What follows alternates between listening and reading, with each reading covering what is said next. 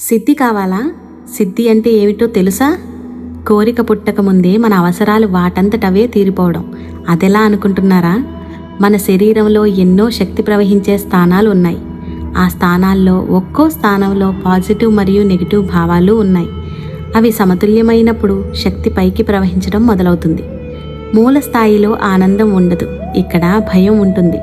సమతుల్యం వస్తే భద్రత, నమ్మకం మాత్రమే ఉంటుంది. తర్వాత స్థాయిలో కోరికలుంటాయి. వాటిని సమతుల్యం చేసి సృజనాత్మకంగా మార్చుకుంటే శక్తి పైకి కదులుతుంది.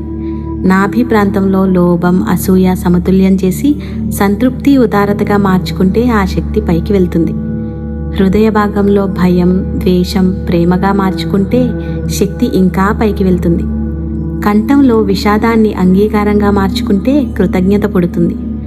నుదుటి వద్ద కోపాన్ని స్పష్టతగా, అప్రమత్తతగా మార్చుకుంటే శక్తి శిరస్సుకు చేరుతుంది. శిరస్సు వద్ద భావాలు ఉండవు, ఆనందం, శాంతి, సంపూర్ణత మాత్రమే ఉంటాయి. అప్పుడే సిద్ధి. సిద్ధి అంటే మీరు ఏమీ కోరరు, కానీ అవసరమైనవన్నీ మీ జీవితంలోకి అవే వస్తాయి. జీవితం అంతగా నిండిపోతుంది, కోరికే అవసరం లేకుండా పోతుంది.